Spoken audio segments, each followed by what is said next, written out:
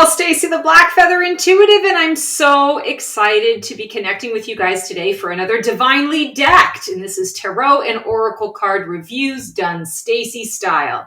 And I have to tell you, today's card deck that we are going to be reviewing, I've actually done this review twice. And somehow, we're not even in Mercury retrograde anymore, but somehow I managed to record myself without sound. So this is like take 45. And I did originally do it. So excited to have the cellophane on it and remove the cellophane. I did it with 4 different decks, and all 4 different decks. Those 4 different decks all came out with no sound. I mean, it looks beautiful. You can tell that I'm super excited and I'm animated and I have no idea what I'm saying. So for today, we are going to be connecting with this Rider-Waite-Smith Panorama version. And this is by Dextity. This was a Kickstarter program that occurred a couple of years ago, I believe. And I was really drawn to this. So just a shout out to another deck reviewer, another fellow tarot enthusiast, Mystic Rob. I found this deck on through a video that I was watching, and I was like, "Oh my God, I have to have this deck! Like, where did this come from? This is incredible! This is amazing! Like, oh my God!" And so I got it on Etsy. And the really cool thing about this is it's different from the traditional Rider-Waite-Smith in that it's done in a panoramic style.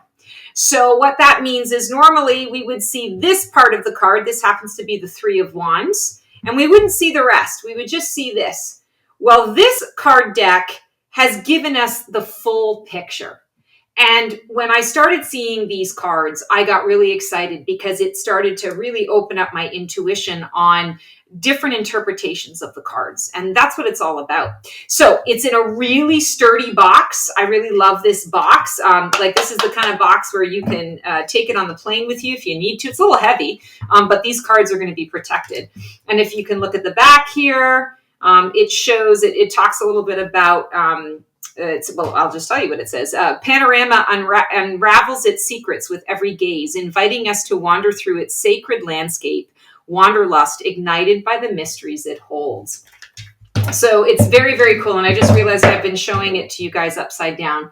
My bad. I just recently switched over my whole camera system, because the other camera system, I had to do everything backwards, and now I'm doing it frontwards, and I'm forgetting that I don't have to work so hard. So my apologies. And again, because I have already done this deck reveal and this deck review a couple of times now, it's not exactly in order the way that it came, but I'm going to walk you through it anyway. So they have this beautiful, thanks for all your support. Here's my favorite. I have never owned a first edition of anything where I had a certificate for it. And so I thought that was really cool that I've got this wonderful certificate that it is an official first edition.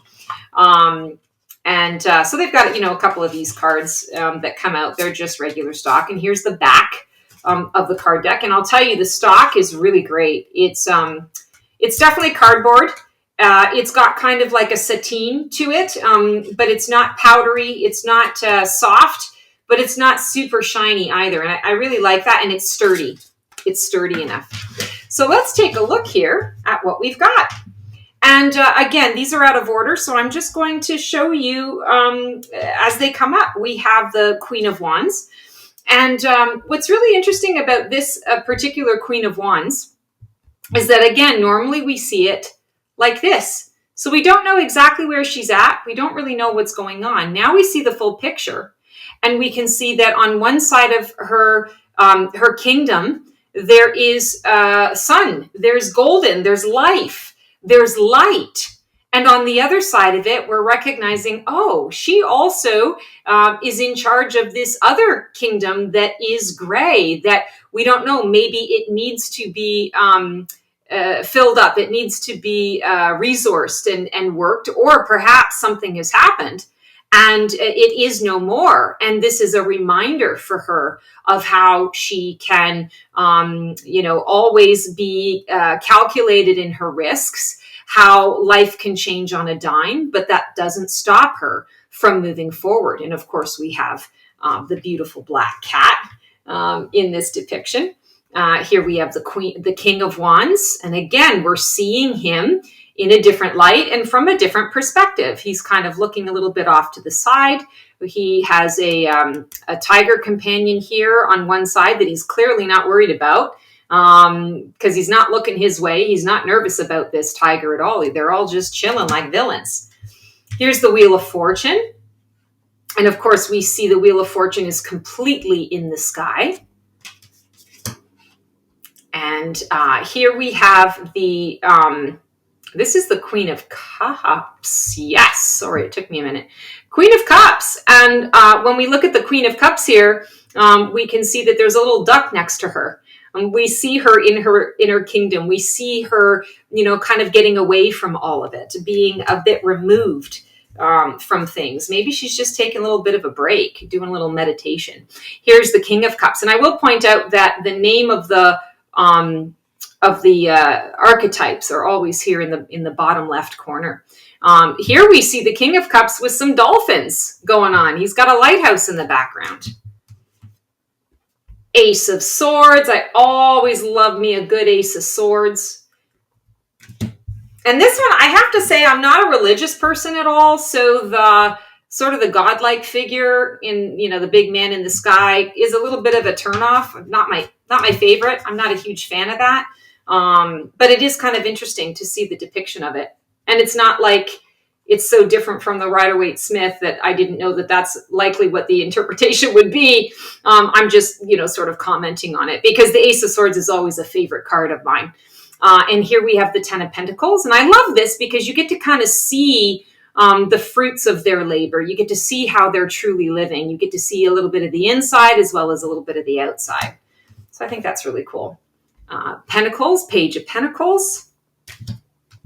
Knight of Pentacles, you get to see what he's sort of leaving behind and what he's moving towards, and that there's a lot of, I want to say, growth and opportunity in the direction that he's facing. Here we have the beautiful Queen of Pentacles, and we get to see all of the lands that she is in charge of and how everything is flourishing. This is an interesting one. We've got the High Priestess, and we've got a little owl back here with a couple little figures, and she's on an island, and everything is about the ocean of emotion.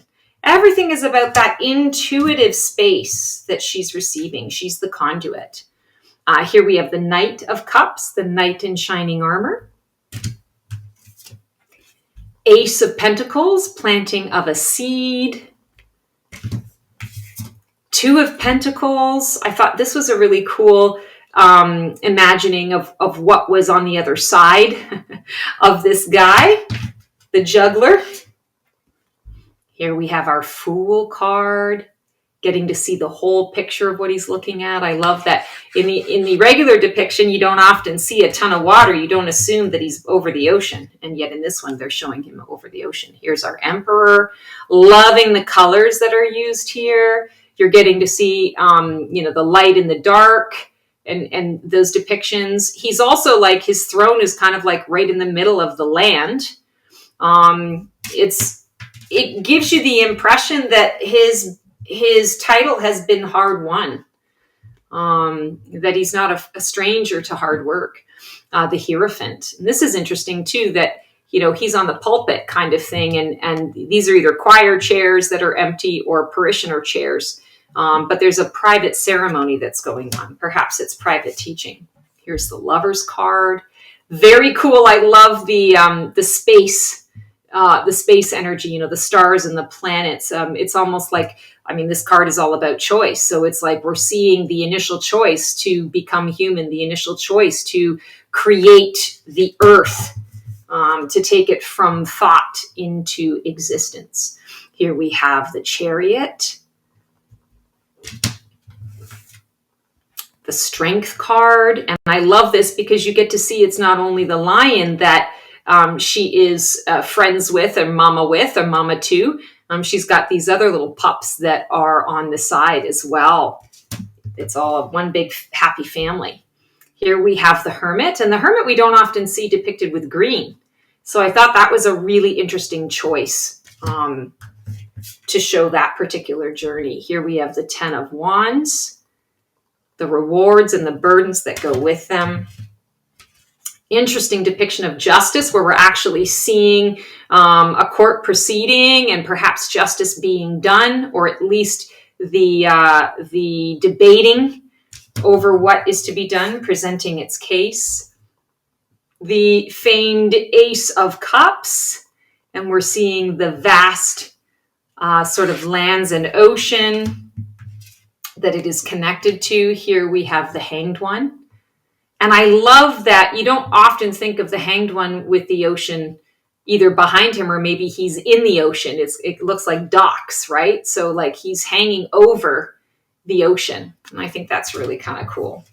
This Death card I love. Why do I love it? Because when I look at it, it says to me, all of this area that is, lit up in the blues and the yellows, that is where death has already been. And he's coming here now to these, staunch, older, sort of heavy gray buildings. And he's saying, it's time to release the old so that the new growth can happen. This too can be you. We just need to bring it to this area, but it's time for you to let go of what has been so that you can make room for what is to come.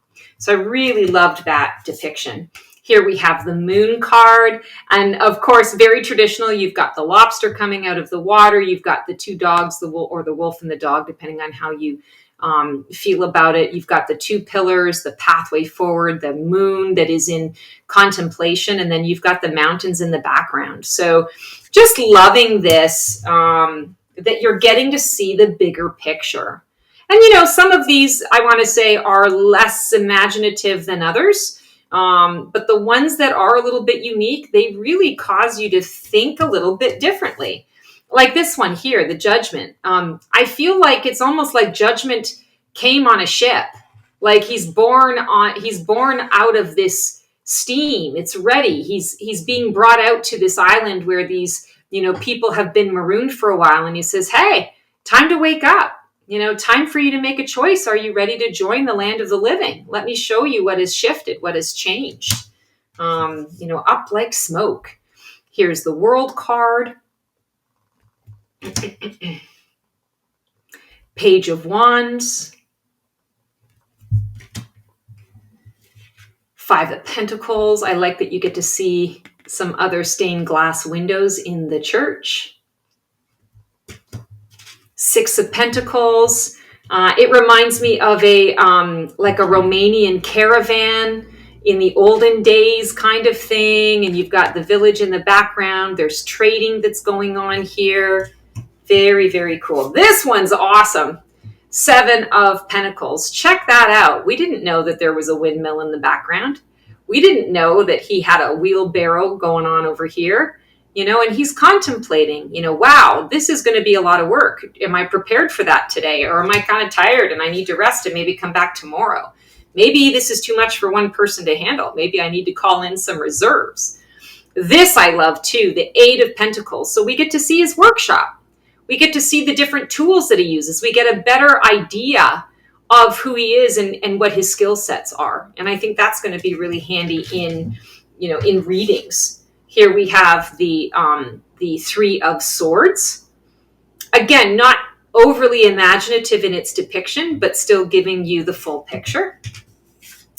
4 of Swords is always one of my favorite cards in the deck. And this was kind of cool, again, to see all the different stained glass windows. You get to see a different kind of crest, a couple of different plaques there. Here we have the 5 of Swords, and you get to see where they have just had this battle on a dock. 6 of Swords. And that's kind of cool too. You see the rough waters and then you see the clear waters. And depending on how off into the sunset, depending on how you look at it, they're coming in or they're heading out. And they've got some choice in their direction. 7 of Swords coming up here. And he's definitely looking back, but I don't know that he's looking back in a way of sneakiness necessarily. He's more looking back to see if anyone has seen him. Eight of Swords, of course, we have this entrapment energy. And I love this depiction because what we're seeing here is that there used to be high water. And the first thing I thought when I saw this card was, oh, so the water levels have come down. So she's not going to die now. She's not trapped any longer. Like, look, it's wide open. All she has to do is walk out. For her, it's about shaking off that blindfold so that she can see what is around her. And I thought that was really interesting. It's like the waters of your emotion are no longer holding you captive. And so you're no longer trapped. Here's the Nine of Swords, the infamous Nine of Swords. Kind of interesting that there's like a black brick wall on one side and then sort of a black door on the other. Everything is closed up. Here we have the Ten of Swords coming through. Didn't know he was on an island, and you're seeing, tomorrow is another day. The storm clouds are clearing. We have the Two of Swords here. Very, very cool depiction. She almost looks like she's meditating here. It doesn't look like she's trapped. She's meditating. She's saying, okay, which choice feels better? And here we have the Page of Swords. And I love this because we're seeing with the Page of Swords, we have a target that is a little scarecrow. And what I see here is we've got like the practice swords, and now he's holding the real thing. And it's almost like a victory. He's saying, oh my goodness, I've practiced enough and figured enough out that I can now practice with the real thing, the real sword. So I feel like there's a new adventure that he's getting ready to embark upon. The Knight of Swords. Of course, this is huge impulse. But what's interesting is if you look at the direction that the trees are blowing is this way. So he's going into the wind, against the wind. And I thought that was kind of interesting. And sometimes that impulse does mean that you're working against yourself.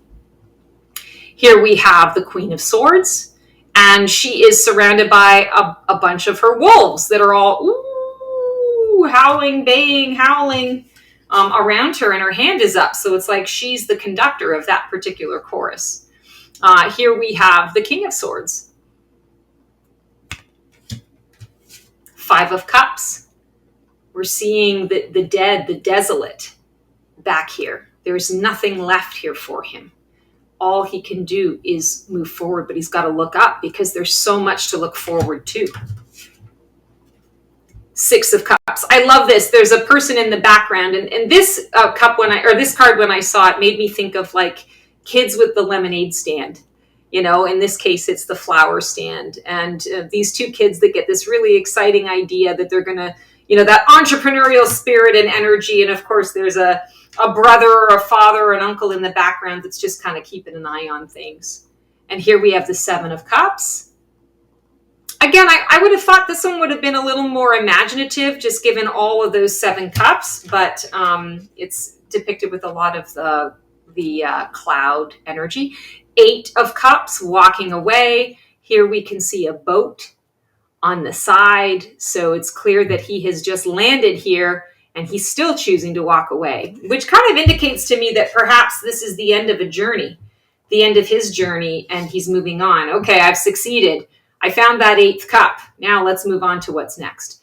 Nine of Cups. This was interesting. This hit me in such a way that I felt a lot of ego coming out of this. This is wishes fulfilled, but the way that the pillars are there and there's all these cracks, on the ground, on the floor, it's kind of like all of this is so heavy. The burden is so heavy to carry. And hey, world, look at me. Look at everything that I've got. But it's almost like the building is starting to crumble around him because he's not been paying attention. It's kind of like when you get obsessively focused on one particular thing, and then the rest of the world is falling apart because you're so obsessed with this one thing. Here we have the Ten of Cups. Beautiful depiction. I love these two little kitty cats that are tail and tail. Page of Cups. And I love that this guy is clearly, I always see him as getting off of the ship and starting the new journey, but it could be that he's saying goodbye to this fish and getting ready to get on the boat. And here we have the victory card. So you get to see sort of the victory parade that's happening. Seven of Wands. Loving this. So the Seven of Wands, a lot of people read Seven of Wands from that defensive perspective, you know, having to defend your territory. I often see this card as he's the one with the knowledge, the wisdom. He's got what other people are seeking. And some of those people are just coming up because they just want to light their wand using his firelight. That they're wanting to learn from him. They're wanting to receive his guidance and his wisdom and his knowledge. Some of those people are just, they've been invited. They're coming up to ask. And some of them are wanting to take. And he's got to be discerning about who is there to, you know, asking in earnest and who is there to try and take something from him that doesn't belong to them. Here we have the Eight of Wands. Here's the Nine of Wands. This is cool. We get to see that. Normally we just see this.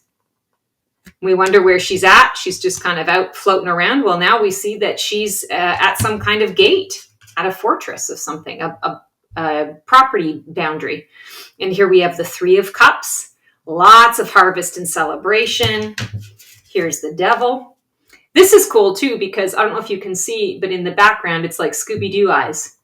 All of these glowing eyes in the background. It's our, you know, our demons, our inner demons, the shadow side that's coming out. Here's the Tower card, and we get to see that in full panoramic view. The Star card. Always love the Star card.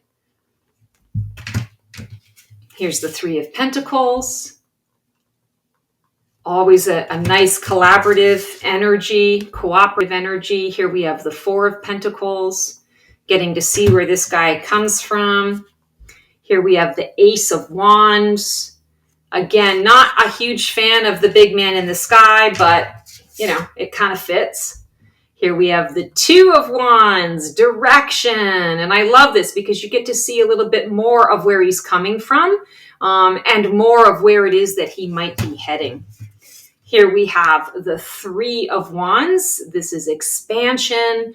And I love the palm trees. I love where all of this is going. You can really, this is inspirational to me. And I understand why they use that for the title box of the deck. Here we have the Four of Wands, big celebration, preparation for a celebration. Seven of Wands. This is kind of neat. We're seeing it's almost like a training ground, you know. They seem to be either egging them on or they're practicing for when it's their turn to jump into the mix. Here we have the Nine of Pentacles. Beautiful. We're seeing all of her lands, similar to that Queen of Pentacles energy. Here we've got the Empress card. And again, we're seeing everything that she has available to her at her fingertips. Lots of abundance in this card.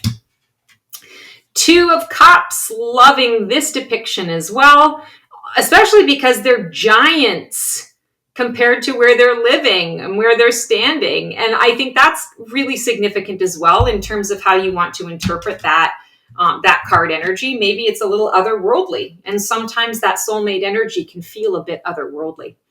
Here we have the Four of Cups.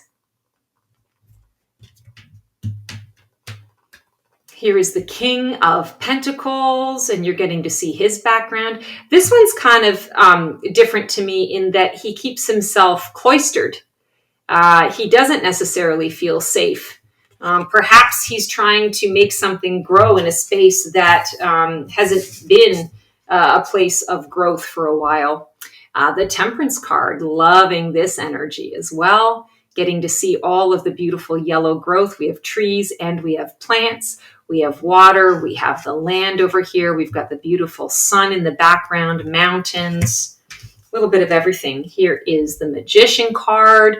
And I love this because you get to see that he's in the alcove of a forest. And so he's able to utilize the energies of Mother Nature around him, as well as the elements that he's got at his fingertips. And then finally, we have the Knight of Wands. And we get to see, this is kind of interesting, we get to see why is the horse always rearing in the original Rider-Waite-Smith Tarot? Well, now we're seeing it's because he's being blocked by a snake.